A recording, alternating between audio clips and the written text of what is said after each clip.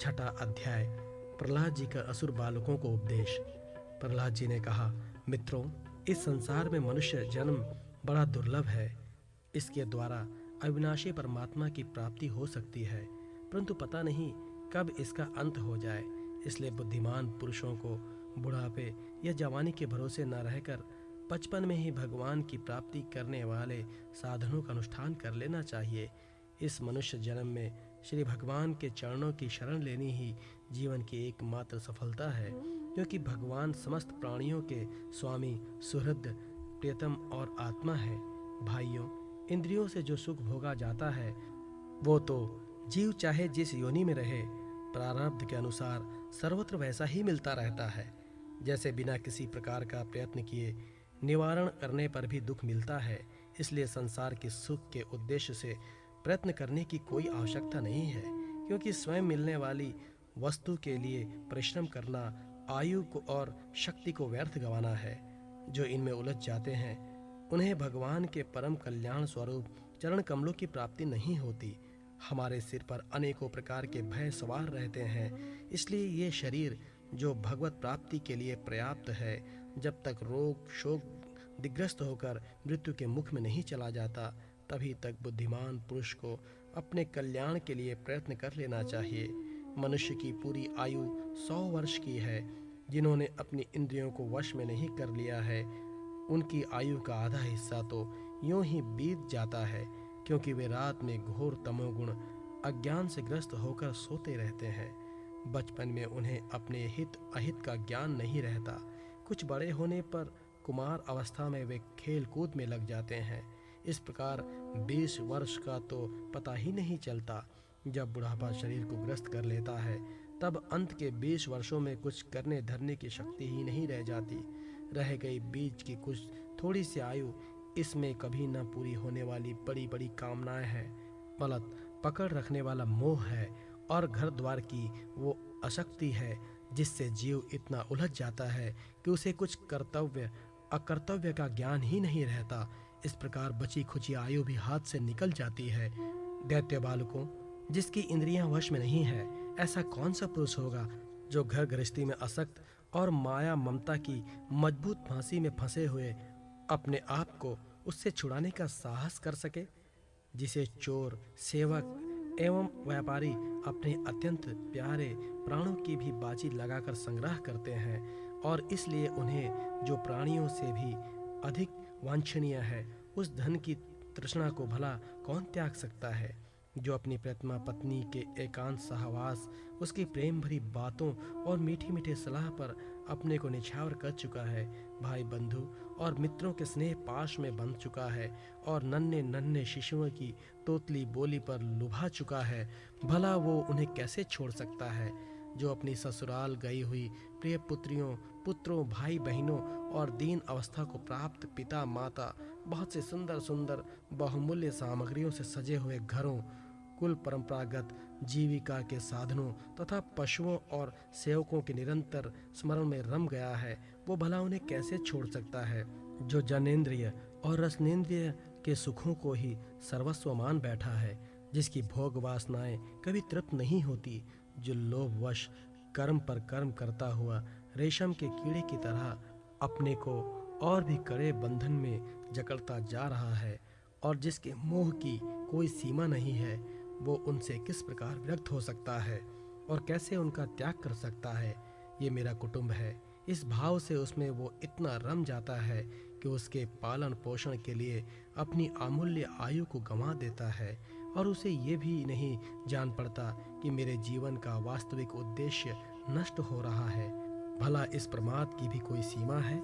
यदि इन कर्मों में कुछ सुख मिले तो भी एक बात है, परंतु यहाँ तो जहाँ जहाँ वो जाता है, वहीं वहीं दैहिक, दैविक और भौतिक ताप उसके हृदय को जलाते ही रहते हैं, फिर भी वैराग्य का उदय नहीं होता। कितनी विडंबना है कि कुटुंब की ममता के फेर में पड़कर वह इतना अवधान हो जाता है, उसका मन धन के चिंतन में सदा इतना लवलीन रहता है कि वो दूसरे का धन चुराने के लौकिक परलौकिक दोषों को जानता हुआ भी कामनाओं को वश में न कर सकने के कारण इंद्रियों के भोग की लालसा से चोरी ही कर बैठता है। भाइयों, जो इस प्रकार अपने कुटुंबियों के पेट पालने में ही लगा रहता है, कभी भगवत भजन नहीं करता, वो विद्वान हो तो भी उसे परमात्मा की प्राप्ति नहीं हो सकती, क्योंकि अपने पराये का भेदभाव रहने के कारण उसे भी अज्ञानियों के समान ही तमः प्रधान गति प्राप्त होती है।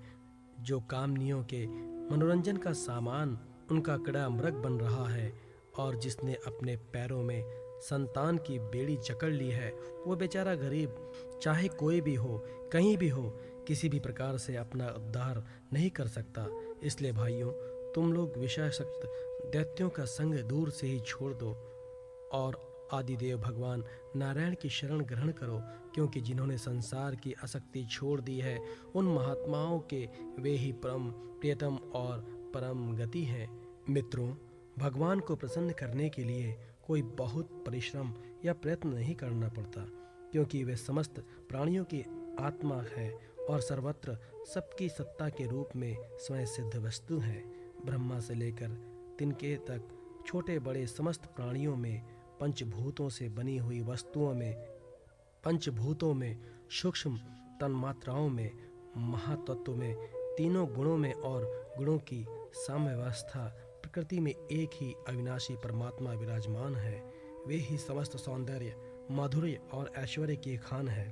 वे ही अंतर्यामी दृष्टा के रूप में हैं और वे ही दृश्य जगत के रूप में भी हैं। सर्वथा अनिवर्चनीय तथा विकल्प रहित होने पर भी दृष्टा और दृश्य, व्याप्य और व्यापक के रूप में उनका निर्वचन किया जाता है। वस्तुतः उनमें एक भी विकल्प नहीं है। वे केवल अनुभव स्वरूप, आनंद स्वरूप एकमात्र परमेश्वर ही हैं। गुणयमी सृष्टि करने वाली माया के द्वारा ही उनका ऐश्वर्य छिपा रहा है।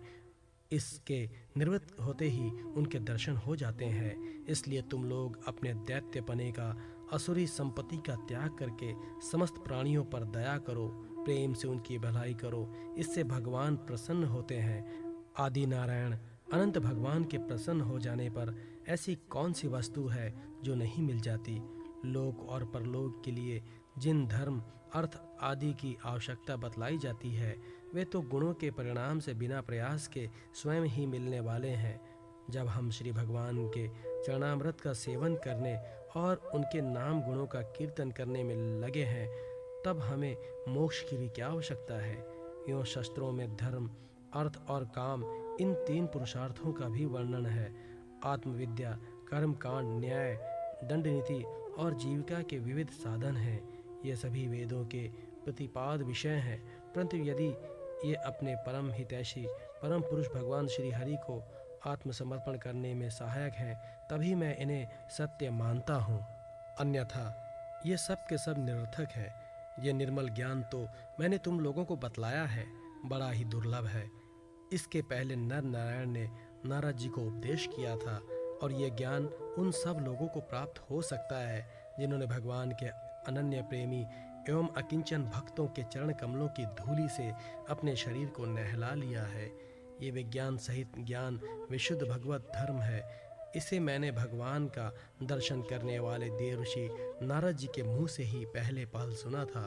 प्रहलाद जी के सहपाठियों ने पूछा, प्रहलाद जी, इन दोनों गुरु पुत्रों को छोड़कर और किसी गुरु को तो न तुम जानते हो न हम। ये ही हम सब बालकों के शासक हैं। तुम एक तो अभी छोटी अवस्था के हो और दूसरे जन्म से ही महल में अपनी माँ के पास रहे हो। तुम्हारा महात्मा नारद जी से मिलना कुछ असंगत सा जान पड़ता है। प्रियवर, यदि इस विषय में विश्वास दिलाने वाली कोई बात हो तो तुम उसे कहकर हमारी शंका मिटा दो।